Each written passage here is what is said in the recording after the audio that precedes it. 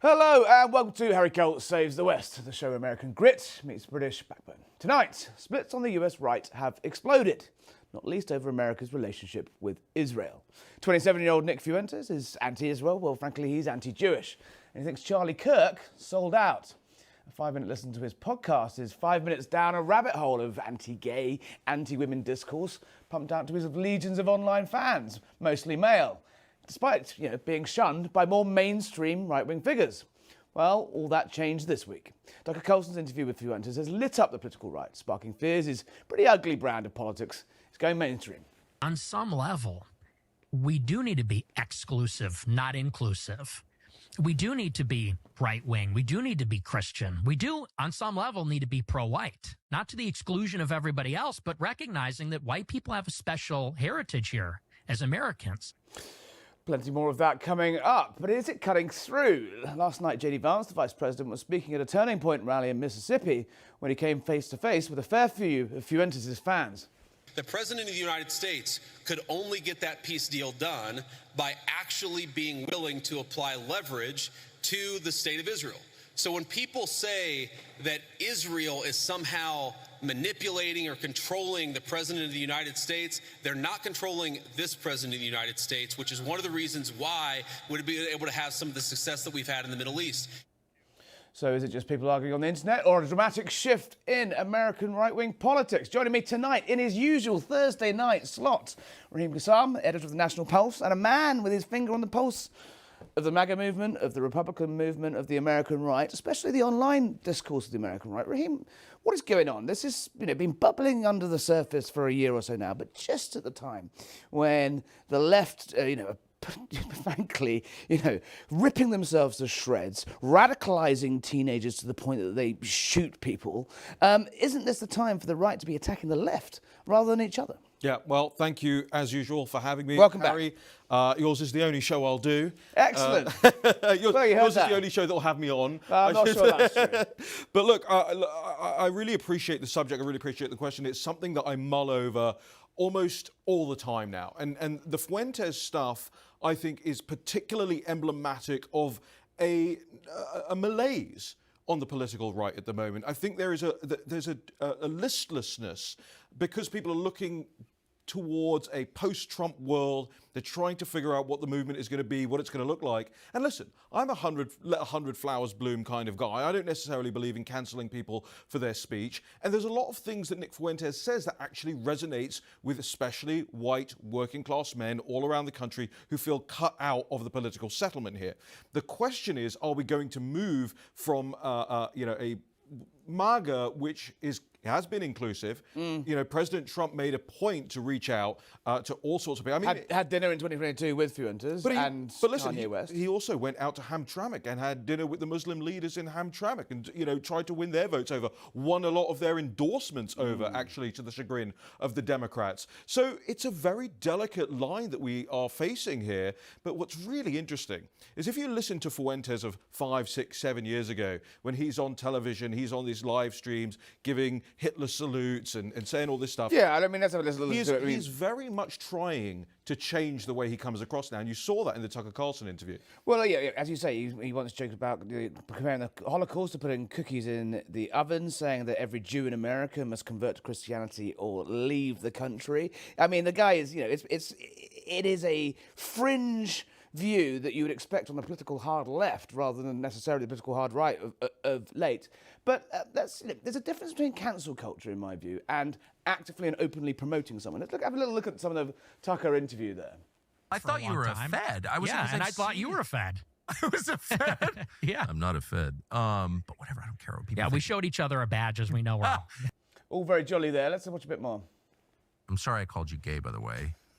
But I'm always, I think I'm just too old or something. I'm like, why is anyone married? You tell me, why aren't people married? Well, I mean, honestly, it's the women.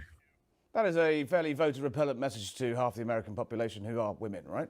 What a loving. Oh, well, that's my point. That's my exact point. I will never apologise for calling you gay. by the way. Yeah, I mean, we'll cross that bridge when we come to it. Maybe part 2 we'll go through that one. But that's the point that I was trying to make, though, isn't it? There's a difference between, the fringes of political movements always have their wackos, right? Mm-hmm. That's just, you find me any political party, any branch of any political party, left, right, centrist, there's always that one guy, right?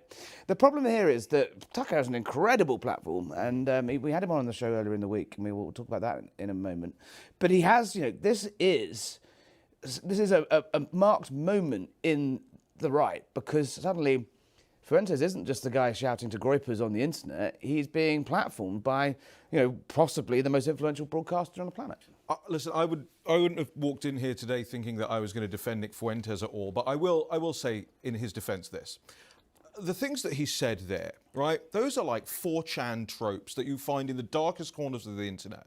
When he was, in his early 20s, all the way, by the way, being cancelled already at that point. He's been cancelled multiple times. Right? Yeah, he's effectively forced out of college.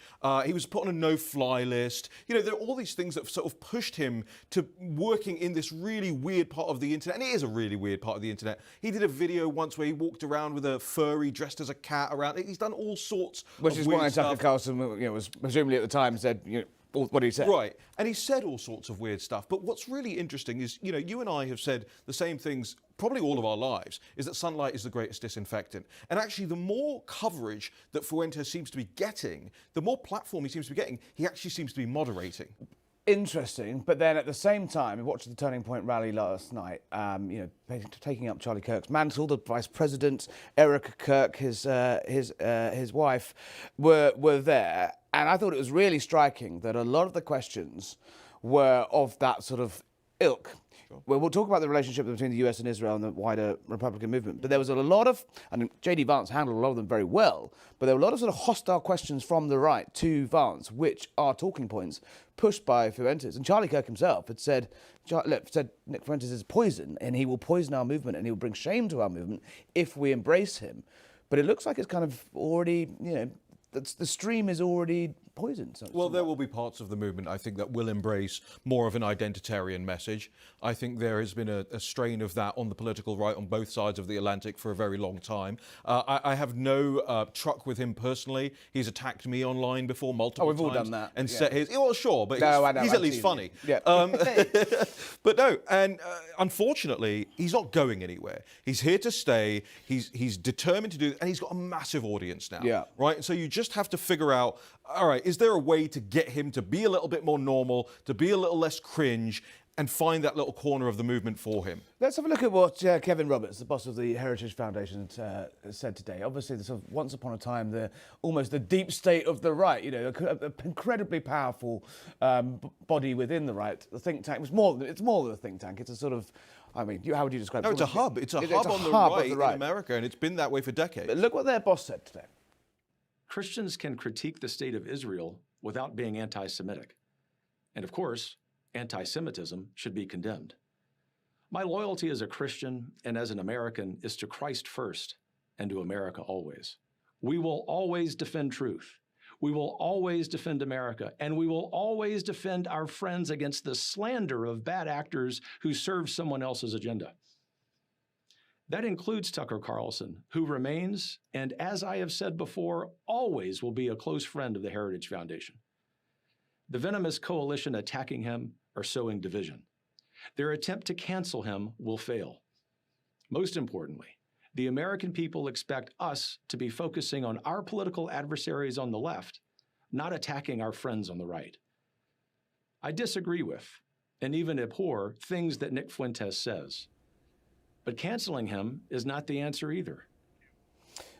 Amazing there. Just in that one interview, he's got the boss of one of the most powerful blocks of the right, as you say, out there defending.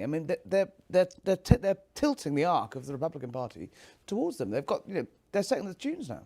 I don't necessarily see that as a defence. The context of it is that the Heritage Foundation has been a sponsor of the Tucker Carlson show. So that's why Kevin Roberts is forced to make a public statement. He's not doing it out of, just being an observer to that interview and wanting to have his say on the matter. But look, I think they did it to, it's been done to me. You know, I remember when the Daily Mail newspaper ran a 2-page spread about me with a big picture of me holding a gun, and they said, "This is Nigel Farage's secret weapon trained in American dark arts of politics. Look at the crazy things he's tweeted." And I'm still tweeting crazy things to this day. I did it right before we went on air. But there's an element of this where I think, again, look, Nick Fuentes has actually tried to cancel me more times than I'll have ever tried to cancel Nick Fuentes. But I will say this. You don't get anywhere by behaving like petty tyrants. And I think we have to show a little bit of grace and a little bit of humility to say, this guy has a huge platform. And he's got a huge platform in the America First movement. It's not up to us. It's not within our gift to push somebody out and say, hey, you don't deserve this platform. He built it himself. The counter-argument is that you do have the right to do that, and you can do that, and you go say, this guy is not welcome with these You don't views. have to have him on your show, and I don't have to quote tweet him or retweet him or anything like that. You just kind of ignore him. You're giving it, having him, having that sort of friendly chit-chat with Tucker Carlson gives him a legitimacy he wouldn't have otherwise had. I think it's forcing him to face some of his views that he hasn't ever been challenged on before. But he wasn't challenged. And he was challenged when the New York Times did a profile piece on him a couple of weeks ago, and he had to answer hard questions by one of the best reporters in the world, Robert Draper. And it actually, these people are holding up a mirror to Fuentes and saying, okay, you've said all these things, account for it. And I've watched the whole interview, and he was held to account. Tucker's job is to ask questions. Yeah. Okay? That's all there is to it. And if people don't like it, guess what? You don't have to watch it. Yeah. I mean, I think that's a nice way. I think that's the thing is, in the online world, in the way that the news media works now, it's not a case of changing over the channel, though, is it? It's not a case of turning off the channel, because the way things are clipped up and distributed and spread across every social media platform you can possibly think of, you have this stuff rammed down your throat in a way that you didn't used to. You don't have to watch one channel or read one newspaper anymore. This is saturated coverage, and the combination of Tucker's platform and Fuentes' platform made it pretty much unavoidable to not see some of this over the weekend. Yeah, and he's played into that. He's done an amazing job of building this. He's all over TikTok. He's all over Instagram Reels. I think a lot of people out there wish they had the sorts of coverage that Nick Fuentes has, but ask themselves why they don't. Ask themselves, look, so here's what he does. He gives you a kernel of truth, and he drills you in with it, right? America's relationship with Israel has become too cozy. There's too many Israel lobbyists in Washington, D.C. There's too much money flowing around. And frankly, I will agree with him on this. The first Trump administration spent way too much time on it, and the first year of this administration has spent too much time on it. Instead of dealing with jobs here, economy here, America first, as he was elected to do, he spent a lot of time doing international work. And not just Israel, by the way. Yep. Cambodia and all this other Wants stuff. that Peace Prize. So he does want that Peace Prize, and he's building a legacy right now. Yeah, of course. But there are all these people around the country who voted for President Trump because they wanted this economy fixed. Biden's failed economy fixed, and we are no closer to getting there than we were 6 months ago. So they have a right to feel aggrieved. But J.D. Vance makes the point that America First isn't America alone or America completely isolated. In fact, it's in America's interest to have a functioning democracy in the Middle East that is recognised by the Gulf states. It's in America's interest to have stability in the Middle East to keep oil prices stable, and even he's now sort of having to slightly sort of dance to a slightly more gropery tune, you could say, last night, when he was kind of trying to appease all, trying to be all things to all people. So it isn't just the fact it's a sort of internal argument. It is shifting the actual person who, as we discussed last time on the show, is likely to be the next president. I think it would be really silly of us to say that politics remains the same at any given time. Yeah, politics, of course. It's always shifting. The conversation's always shifting. And instead of asking sort of, why this one kid, from Chicago has such a huge platform because of the things he's saying, we should be asking ourselves, why do the people feel like listening to him? What about him and what about what he's saying is resonating with them? And you can't deny it. It's not like he's inventing these numbers. When the New York Times decides to profile you, you've got to be cutting through. Well, the other person that seems to be making a lot of noise is Candace Owens. Obviously, she was a friend, an ally of Charlie Kirk's. They worked very well together in launching Turning Point UK. I remember she came over and was with Charlie at the launch of Turning Point UK in London. She has been pumping out some pretty lively conspiracy theories about Charlie Kirk's death, having to sort of row back on a lot of them about military planes flying out of Egypt, moments after his death, and then realizing she was on the wrong time zone, and it's just as you say, little kernels that are pushed and pushed and pushed, and then more and more and more sort of, I don't know, rocket fuel put under them that then they turn into this great conspiracy that would imply that the guy sitting in jail for this horrific crime and is on trial for it, the FBI, the US Justice Department, the US military up to the White House are not telling us the truth about what happens. I mean, there's no real justification for that sort of just fake news, right? Well, frankly, she's a crackpot. I've known her for a while. She's always been like this. She has got a lot of her theories, her political theories, from the sort of Louis Farrakhan Nation of Islam world, the same as Kanye West. Yeah. She's the fringe of the fringe. And you know what? She's her own worst enemy, because she'll go out there and say something like, oh, this plane took off at Utah time, and it says UTC. Yeah. And that's universal time. And she just, Exactly. she makes this embarrassment of herself day in and day out. I actually have a bigger problem with her as a human being, because she's doing this in the face of her friend, her so-called friend, having been brutally assassinated and in public. publishing text messages between the two of them. Nasty stuff. Yeah. And I think it won't get her anywhere. But why do people think that there is something not right about this? Because the government lies to them about everything. The government has lied to us about so many things over the past several decades, and so they look at this official line and they go, well, maybe there's something else. Let's see what we had Tucker Carlson on the show on Monday. Let's see what he had to say about Candace Owens. Your good friend Candace Owens has been putting out some pretty wacko stuff, I would say, would be my opinion, on the death of Charlie. It's not helpful, is it, that, at that time of incredible national upheaval, and obviously personal and familial family tragedy, to have someone like that picking apart the argument and suggesting that there are darker forces at play here that the US government have a hand in covering up. Can you see why people get upset by that and would like you perhaps to sort of distance yourself from that sort of thing? Pretty funny. So am I going to attack Candace Owens because you think I'm not asking you to attack her. I'm not going to do that, Harry. No, Probably not going to do that. I'm going to give you the benefit of the doubt as a foreigner of not understanding our politics, but the whole ritual of, this person said something I don't like. In order to be a good person, you must denounce this person. Obviously, I would die before I played along with that. I'm glad I got my Tucker laugh eventually in the interview. I would have been sad not to have had him laughed in my face and call me a foreigner that knows nothing. In at least 1 hour and 2. All of that interview is available on YouTube. It was pretty lively, so check that out. But I just wanted to play you that, Raheem, on the point, because you seem very willing, and there are other people that seem very willing to criticise Candace Owens and say exactly what you said, but Tucker won't. How deep is that split down the middle of the movement, of those that will sort of turn a blind eye because the government lies about everything, and those that are willing to call her out? I mean, I noticed that Turning Point USA have now actually started to directly address some of the claims that Owens has made, using Charlie's show that's still being broadcast by his colleagues and friends and guests. They are now actively trying to pick apart everything she says. And it goes back to my point from earlier, isn't the way of, rather than just ignoring this, is actually you've got to attack these people or risk having them take over your movement? I don't think Candace Owens is necessarily capable of taking over the movement. She's been a leftist most of her life. I don't think anyone trusts her with that stewardship. Look, Tucker's a friend of mine. I guest hosted the Charlie Kirk show a couple of weeks ago from here. Charlie was a friend of mine. And so, I have a very particular way of dealing with this stuff as a foreigner, as Tucker would say. You know nothing about this country. By the way, foreigner. I will say of Tucker, who's a friend of mine, I will say he has never had a problem opining on the world's affairs himself. So I'm not sure the foreigner line lands with me, and I will make sure to text him about that, because that's the first time I've seen that clip. Well, watch the whole show. It's good. It's good knockabout stuff. Oh, well. And the audience should too.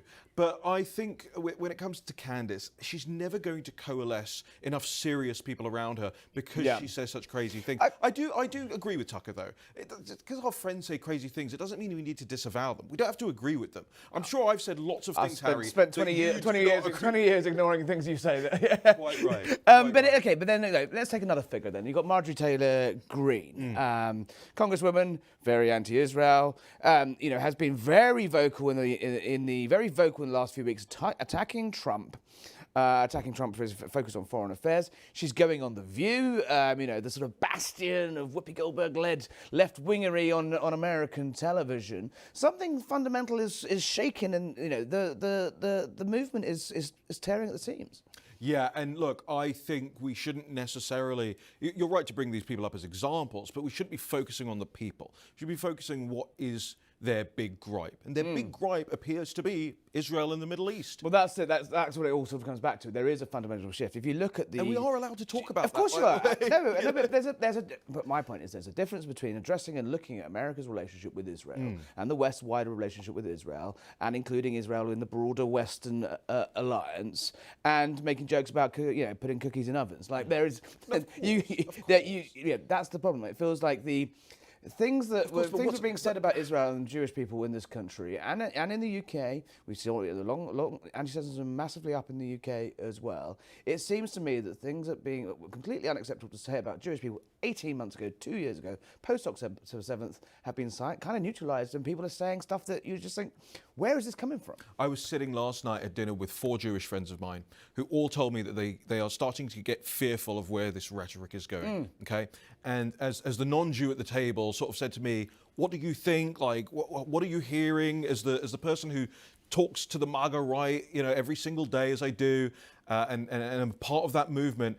And I said, listen, the problem is that people like, not Kevin Roberts himself, but the Heritage Foundation and big groups on the right in America for decades and decades have basically called Israel the third rail of politics here. You can't touch it, you can't talk about it, and if you do, you're an anti-Semite. Well, that's what, if you try to cancel people over simply expressing skepticism, inquiry, then you are going to get the crazies who come along and start banging that drum and go, see, we can't talk about this. That's how this has come along. So it's almost the fault of the institutional right, conservative Inc., as I call it, that has not let those grievances come to air, that now we're getting the lunatics doing it. But I mean, it's a lunatic. There is no greater lunatic than Marjorie Taylor Greene. I'll clip that bit up for you. She'll like that. But we'll all be looking forward to The View. But it does sort of baffle me. We're going to talk about the left in a moment. But the extreme fringes of the right, it's the horseshoe theory right in action, and it always comes around on Israel. The extreme left in this country, the extreme right in this country, and the wider West. Everyone seems to, at the end of the day, blame the Jews. It's a story as old of time, and it's toxic, right? Well, it's unfortunately, if you want to get really philosophical about it, in 30 seconds, it's sort of promised to them in the Torah. God told this people, the chosen people, that they will always suffer, they will always be persecuted, and that's why they need need to protect it in their home state. And this is what the case I made to my friends last night. I said, listen, and frankly, it applies to everything. Nobody said it would be easy, and it's not. Raheem, Kassam, stay there. After the break, we'll discuss all the developments in what they're calling the biggest spy scandal since Watergate.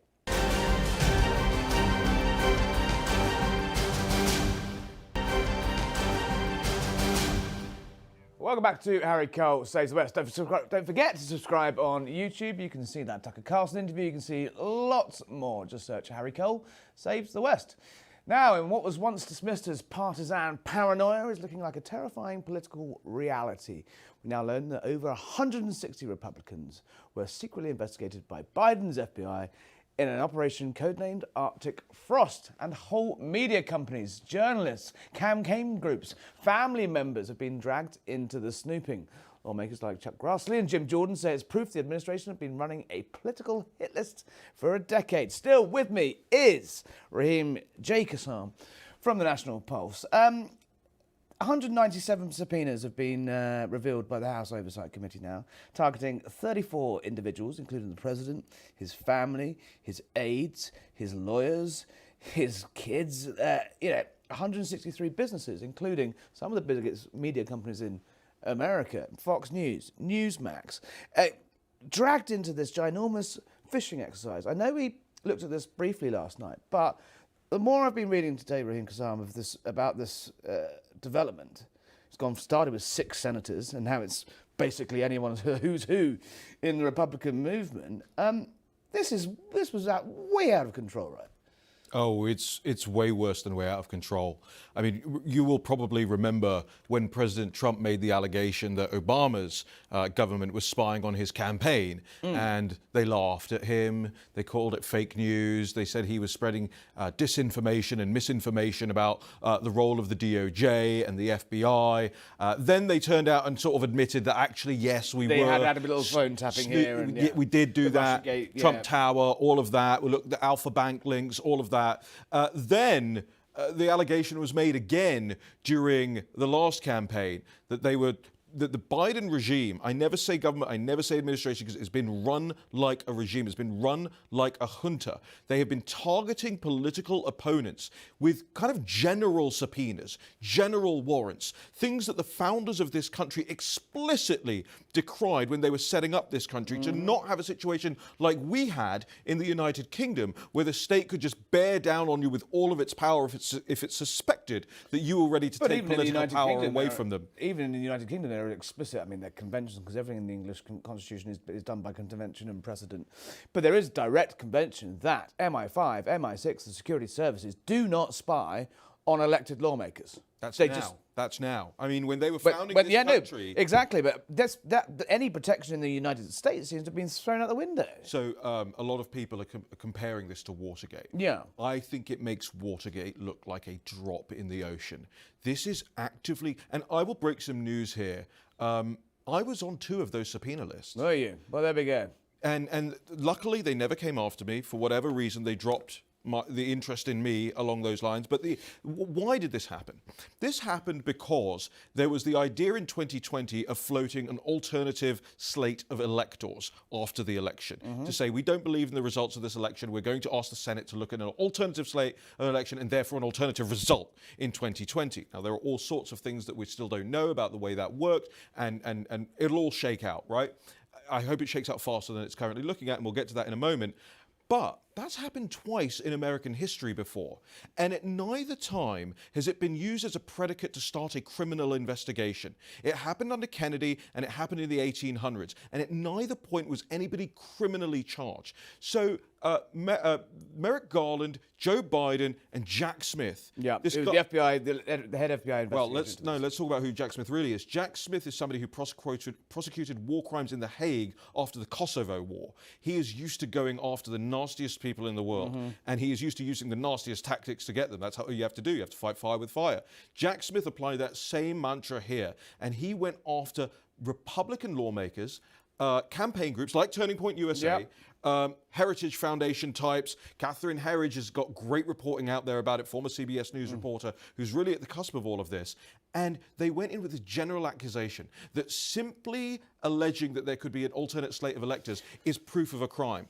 Jack Smith should be in prison for Jack Smith says anytime, any place, through his lawyers, I will come and testify to the House Oversight Committee. I'll tell you ever what I want. I was tasked with investigating the possible insurrection post-January 6th, post the Capitol being stormed, post everything we saw in the run-up to President Biden being inaugurated and shortly after. He stands by it, the fact that he was tasked with it, and he went along it perfectly legally. If that's the case, I was just following orders. If that is the case, then why not make him testify? Because at the moment, the House Oversight Committee don't seem to be doing that. Make him testify, but look, Chris Wray testified, Jim Comey testified. Jim Comey's been indicted since then. Right, and there are lots of people that will testify in front of Congress, and you won't get anything really particularly interesting out of them.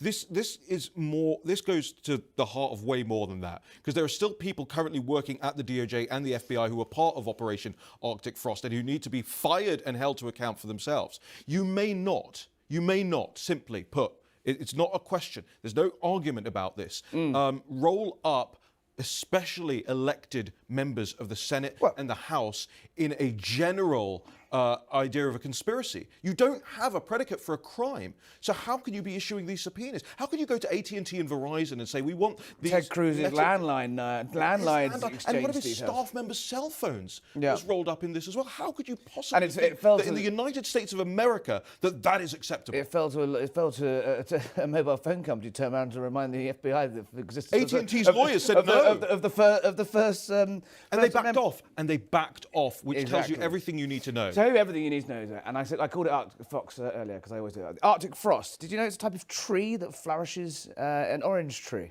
I did not know That flourishes in warmer climates but can survive in New York. And so obviously you think all these operations that, these code names are plucked randomly out of a computer. But I don't think that is. Going after, an operation named explicitly after an orange Florida tree and trying to take it down. I think, that kind of shows you that this wasn't, what I don't work out is do they actually believe it? You read that report that was published by the Oversight Committee today.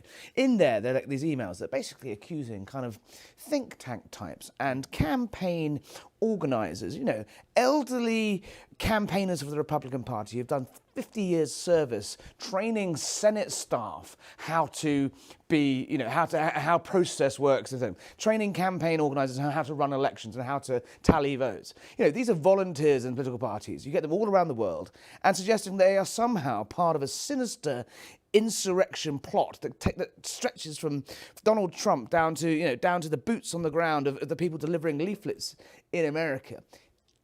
Did you think they really believed this? Why at no point did someone just go, this is nuts? I'll tell you exactly why. Because what they wanted to do, and what they have done, what they did do, was a mass phishing exercise. Okay, what they were trying to do is not necessarily roll up these people and arrest them and charge them with criminal conspiracy to overthrow the US government. What they were trying to do is use this as a predicate to go through people's phones, to go through their campaign finances, to go through their personal finances, and to find individual crimes. Which is, we have constitutional protections across the civilized world to stop doing that, because we know what? We aren't Stasi Germany. Right. We aren't a banana republic. But if they can do this to Ted Cruz, if they can do this to Donald Trump, if they can do this to Raheem J. Kassam, what chance does the normal man and woman in the street have of any protection against tyranny? None. This is what it all comes down to. When President Trump stood on the campaign stage over and over again and said, they're not coming after me, they're coming after you, I'm just standing in the way. This goes to the heart of that. And now all of these Republican lawmakers will be able to stand on stages in their respective districts, in their respective congressional seats, and across the country and say the same thing. They have now stood in the breach against this tyranny. And by the way, I don't think that Joe Biden, the man himself, was necessarily even compos mentis enough. In fact, it may have been... Talks about the auto pen plenty this week. But it may have been a result of him not being able to actually provide leadership. In this regard, when you have a DOJ, when you have an FBI that is being weaponized against your political opponents, the only person that can really stop that is the commander-in-chief, the chief magistrate of the United States government. And if he wasn't there oversight on this every single day, then maybe it's because they put a corpse in the White House that this happened. Or were they just so self-satisfied and smug and genuinely have convinced themselves that Donald Trump was this sort of, tyrannical monster? If you scream Hitler and if you scream, Nazi at someone for long enough, it starts to stick. It starts to stick, right? And they genuinely think they were freedom. They were on God's side of ridding the world of him. They certainly didn't think he would win again. Well, they tried every trick in the book to stop it. Well, they tried to put him in jail. Yeah. They charged him with elevating the price of Mar-a-Lago. That was something. I mean, looking back on it now, isn't it just absolutely risible that you saw the former president and soon-to-be future president of the United States having to do mugshots in Atlanta police stations because of weaponized cases against him. A mugshot that stands in the lobby outside the Oval Office as a reminder of quite how ridiculous that was. And it will stand in the minds of Americans for all of history as something that happens when bad people take office. But here's what they also didn't reckon with. They didn't reckon with people like Kash Patel and Dan Bongino being in at the FBI now, because those are two Rottweilers, and they will unpick all of this. If it takes them every single minute till the end of this administration, they will do it. There have been multiple reports, often loudly denied by Bongino and Patel himself on social media, that they're wrong. But it doesn't sound like you call them Rottweilers. at the very top of the organisation, yes, they want to pursue this, but presumably there are thousands of officials and officers and lawyers who are up to this in their neck. And so they're going to go do everything they possibly can to hope that the Republicans lose the midterms in 2 years and are unable to stop subpoenaing them all. Well, and that's what I get frustrated by the lack of expediency about a lot of these things. Yeah. Right. I want to see Jack Smith being perp walked yesterday. But the reason it can't happen, the reason it isn't happening, is because of exactly what you said. There are hundreds, if not thousands, of people implicated across government levels, implicated at the DOJ, implicated at the FBI, implicated in field offices around the country. And they will try and stop this. Goes back to my original point, wouldn't it be a better use of time of the Tucker Carlsons and Nick Fuentes and all of these people with these great platforms and all of these politicians? It feels to me like the story's being downplayed. Would it not be better for them to focus on this than ripping each other apart on Israel and everything else? Yes. Then why aren't they doing it?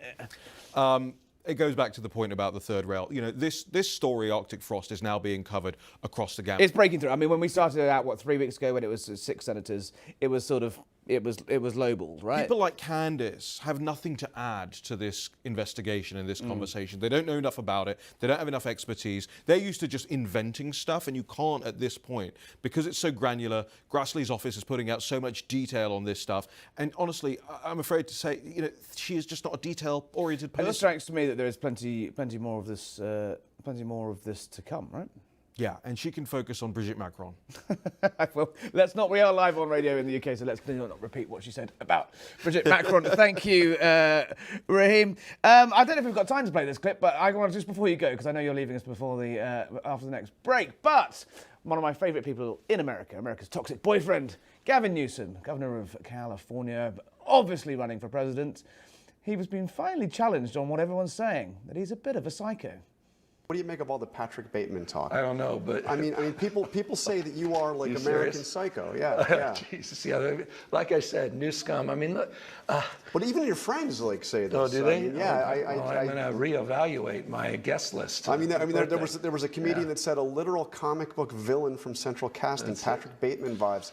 He definitely had someone killed or may have killed someone himself. I think he meant that in a. I'm glad I still have some humor left. I mean, this is a rough business. Yeah, it is. This is a rough, particularly if you're willing to fight. Gavin Newsom there, confronted with the fact that everyone thinks he's a bit of a weirdo. Raheem, while you're here, it strikes me, and we've discussed this across the few weeks we've been going on this show, that the Dems seem to be still pretty punch drunk. They're going to be bogged down in quite a lot of this stuff, I think, for the foreseeable. The fallout over Biden's sort of forced withdrawal from the White House. Kamala Harris charging around saying everything was fine and I might run again. AOC pivoting off the left. You've got Mandami about to seize control in New York. And the one guy who looks like he could run for president is being a serial killer live on ABC News. I mean, obviously it was a joke, but I mean, they're not in a great place, are they? It's a joke, but honestly, it's an insult to Patrick Bateman. That's a very fine Chardonnay you're not drinking there. Look, I think Gavin Newsom actually has a way more difficult time of making the case for himself than a lot of people think. I think the left is moving towards being a more populist left movement than anything else, and people like Newsom just represent this old, scummy politics, sleazy politics, and has frankly been one of California's worst governors ever. Wouldn't we want to be running on that record? His record is absolutely abysmal, and I think that's the reason they feel comfortable needling him like that. But he does kind of look like the president out of Central Casting. You can shut your eyes and imagine him on the podium. Yeah, that's what people thought about Jeb Bush once upon a time too. Yeah, but for the good of America, you kind of don't want America. We don't want the Democrats going down the crazy hard left line. But it looks to me that if someone like Gavin Newsom doesn't get a grip on things quickly, cement his position as frontrunner quickly, the Bernies and the AOCs and the Mandamis are going to take control of the madhouse, right? That's exactly what's happening, and that is inevitably going to happen. I don't think there's any way around it, and I don't think he can get a grip on something when your hands are so sticky from Brill cream. Very good. Rahm Emanuel is a name that's emerged today, big profile in the Atlantic. He was the ambassador to Japan. He was the mayor of Chicago. He was Barack Obama's chief of staff. He's a combative, sweary figure. Could you see someone like that from the sort of literally the Democratic deep state of the of the sort of democratic institutions getting their man in, or are they going to have to go through the sort of self-flagellation the GOP have gone through in sort of trying to fight their equivalent of MAGA, which would be a shift to the left, I suppose, before realising actually the horse has already bolted. This coming election, or the next presidential election for the left, will be their 2016. You'll have 17 candidates on the stage, all claiming that, the Democrats should stick to what they know and do the Jeb Bush thing and all of that. And actually the populist left, I think, will run away with it. I think we are fooling ourselves if we think that's not going to happen. I think the right really needs to get its head around that now. But does it help? Is it helpful or hindrance to have a populist, hard left Democrats that most normal functioning Americans will think, who the hell are these guys? Yeah, I think we're too early to take a view on how it actually plays out. It depends on how the rest of this administration goes, quite frankly, as well. I think if the economy still continues to stagnate well into the next couple of years, then people are going to start looking for populist left solutions. So I'm not recommending it, but I think that's the way that the cookie crumbles. Rahm Emanuel is a formidable figure. Yeah. He's smart. He's sleazy as all hell. You have to be mayor of Chicago. It's a prerequisite. It's actually in the documentation. You don't have to be dodgy to work here, but it helps. Yeah. No, I think they actually, when they swear you in, they say, "Now, do you promise to be a complete corrupt sleazebag?" Yeah. And that's it. But I don't think he's got a cat's chance in hell. Raheem, Kassam, thank you. Usual Thursday slot. See you next Thursday, as they say. We will be back after the break with Lord Young, always in town from London.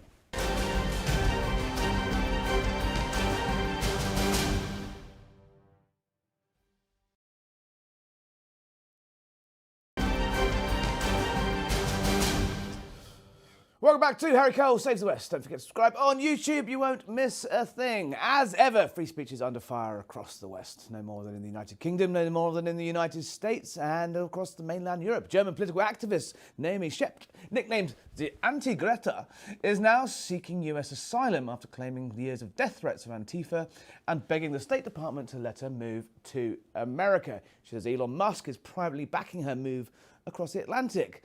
So could we see a great rush of persecuted political figures in Europe, once again heading to the freedom of America to try and save them? And what a better guest to join me tonight, the Free Speech Union's founder, Lord Young, all the way from London. Lord Young, what are you doing in town? And can you believe we've got to a stage now where, we've discussed at length the persecution of hate speech incidents and the like in London, but people are actively trying to flee the European continent for the land of liberty. Yes, I think things are pretty bleak in Europe, and particularly in the UK. And I can think of a number of people who've been persecuted for exercising their right to free speech who, if the Anti-Greta is granted political asylum, might well be next in line. Well, the administration have said that they're going to, this year they're going to allow 2,500 refugee status visas, but they're mostly going to be focusing on white South Africans fleeing persecution and Europeans for political reasons. That's the Trump administration having a little bit of a troll with the global left, though, isn't it? Maybe a little bit. I think in the case of the South African refugees, I think their lives are genuinely endangered in contemporary South Africa. But yeah, I think if we can find someone in the UK, a persecuted Christian preacher who's being prosecuted for misgendering a trans protester, facing jail time, someone like that, I think, the Trump administration might well be interested, but I think primarily in order to troll Keir Starmer, to give someone asylum in the United States on human rights grounds, given that Keir Starmer, our Prime Minister, is Mr. Human Rights, would be a fantastic piece of trolling. Would you, we've seen people arrested and potentially jailed for burning Qurans, for silently praying outside abortion clinics. These are all within the legislation of the United Kingdom. What are your American allies and the people you're seeing out here? Presumably you're here to, shake the tin a little bit and raise the alarm. You must be pushing at an open door, though, right?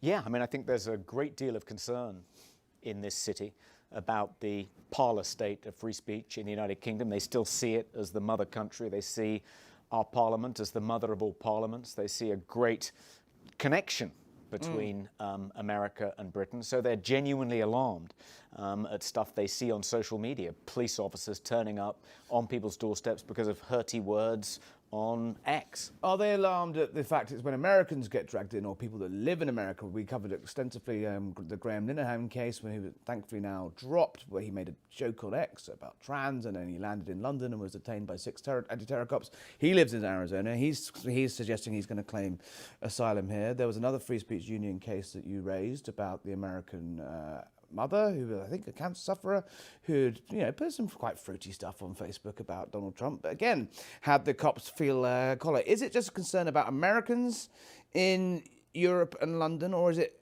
a broader kind of what the hell are you guys doing in a sort of loving friendship way, like as in, guys, come on? I think there is the broad concern, which was articulated by the Vice President at the Munich Security Conference, in which he said, you're our allies. If we're going to spend blood and treasure protecting you, defending you from your adversaries, we want to be assured that you share our values, that you're going to stand up for democratic norms like free speech. But I think the specific concerns, the things I'm asked most about by politicians and officials here, is are US citizens, are their rights in danger in the United Kingdom? Are and US what's the citizens answer who you travel give to... I say, it's as you said, Graham Linehan was arrested when he arrived at Heathrow off a flight from the United States. He's not a British citizen, and it may well be that the things he was arrested for saying on X, he said whilst resident in the US. So it's not out of the question that a US citizen, on arriving at Heathrow, could be arrested by armed police officers for something they've tweeted or posted on Facebook in the United States. So there's a certain amount of concern about that. There's concern about the overreach of Ofcom in the course of enforcing the Online Safety Act, going after American tech companies like Rumble, 4chan. We're meeting tomorrow with the lawyer, Preston Byrne, who's representing those companies, fighting back against Ofcom. But I think there's real concern that the rights of US tech companies on US soil may be encroached upon by a British regulator. On that point, just for our listeners and viewers who might not be following every sort of cough and spit of that particular debate, Ofcom, the regulator of the internet, the broadcast regulator in the UK, now has more and more powers to police the internet content. They seem to be arguing around the world, and sort of the libertarian-leaning aspects of the internet are saying, over our dead bodies. 249 years ago, we threw some tea in the harbour about this. You don't get to tell us what to do anymore. It kind of makes Britain look, in my view, from where I'm sitting. I mean, we've talked at length before about the first thing anyone says to you in this town, is when they hear your accent, is what the hell's going on in England? And this is a long litany of things that come up. But doesn't Britain just make itself look impotent and completely out of touch with the world and the way the world works, when we send sniffy little letters from Quango in Westminster to some of the most successful tech firms in the world saying, I don't believe you wanted to do that. Ofcom is an analog regulator in a digital world. I mean, they claim that they have jurisdiction. That's Madonna song, isn't it? Could be. But they claim they have jurisdiction over companies like Rumble. On what and 4chan, grounds? Because we can access their content in the UK, but you can access it anywhere in the world. They're not UK-based companies. They really shouldn't be trying to enforce British rules made by the British Parliament on US companies on US soil. On the flip side, though, you've got people like Elon Musk, who, obviously, this German woman, and to be fair, her views are pretty kooky. She's not on the delicate side of the debate in Germany. You've got Elon Musk funding her visas. He's funding Tommy Robinson's legal actions. He's very close to people like Rupert Lowe, the guy that got kicked out of Reform. Is Elon Musk a sort of help or a hindrance to the cause of freedom and free speech in the UK? Obviously, since he bought X, he has been a free speech maximalist in terms of what can be published on there. But also, it is a bit of a sewer these days when you log on to that website. The algorithms, I think, are slightly balked, to put it lightly. He is obviously meddling in domestic politics in the European continent and in Britain. On the ledger of all that, when he raises things like grooming gangs, and suddenly after 15 years the British government goes, yeah, Christ, you know what, we do actually need to address this. Is Elon Musk a help or a hindrance to your cause? I think on balance, he's a help. And the reason I say that is because until he bought Twitter, now X, Twitter was the main enforcement mechanism for for Cancel culture for woke orthodoxy. If you deviated from woke orthodoxy, if you challenged I remember it well. radical I progressive remember it well. ideology, you would be piled on Twitter. Twitter would remove you, ban you. Twitter back then was sort of like Blue Sky is now. It was a kind of it was the kind of. I can safely say I've never been on. Well, never been there either, but sorry here. But the fact that he has opened it up, robbed the kind of woke left of that weapon to enforce their ideology on everyone else. That's been, I think, incredibly helpful. And I think it's one of the reasons that the kind of Berlin Wall of cancel culture is beginning to crumble. It's crumbled here, but it's beginning to crumble now in the UK But as well. at the same time, you've also seen a massive rise at the same time in anti-Semitism and child pornography on X, on all sorts of foul things. We were talking a lot throughout this programme about the sort of giving people, people whose views wouldn't be socially acceptable even in the right, not necessarily talking about, being cancelled from the left, has suddenly now been given this absolutely massive unfiltered platform. I have to say, I do think that's exaggerated. And Elon Musk You are a himself free speech maximalist. I think he's bringing a lawsuit against various pro-censorship NGOs that have accused him of tolerating racism, anti-Semitism. I don't think there's any child pornography on X. And actually, what we're seeing in the UK now, because Ofcom is insisting that content which is only suitable for adults needs to be age-gated, Twitter are erring on the side of caution. X is erring on the side of caution. We saw Katie Lamb giving a speech in the House of Commons about the grooming gang. She's a Conservative member of Parliament. That was age-gated because she X. said They rape. said you have to be 18. Because she said the word rape in terms of the horrific crimes that were... So if anything, X is now censoring too much content rather than presiding over a Wild West in the UK. You didn't ask for this fight. You were kind of dragged into it. You got cancelled multiple times, as far as I can recall, back in the great woke wars of the early 21st century. Are we over the worst of it, or does never more than one owner from X away from a return to tyranny?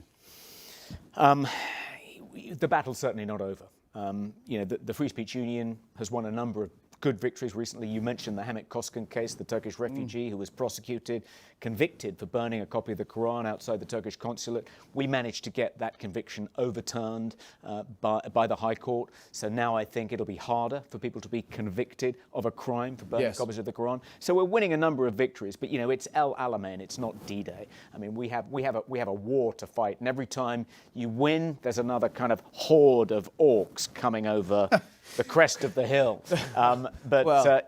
You mentioned that I myself was cancelled. That's true. Quentin Tarantino was once asked what kind of man he wanted to be. And he said, I want to be the wrong guy, the guy in the action movies who's just a simple, law-abiding guy going about his business, picked on by the gang and turns into their worst nightmare. I want to be that guy. I mean, the guy the wrong guy to cancel. Since they cancelled me, I've set up the Free Speech Union. We've fought over 4,500 cases. We've won a succession of victories. I am a thorn in the side of the would-be censors because they chose to pick on the wrong guy, Harry. Lord Young, I mean, we're definitely going to clip that bit up. Thank you for joining us on Saves the West. That's all we've got time for this week. I'll be back on Monday. Happy Halloween. Don't forget to subscribe. Good night.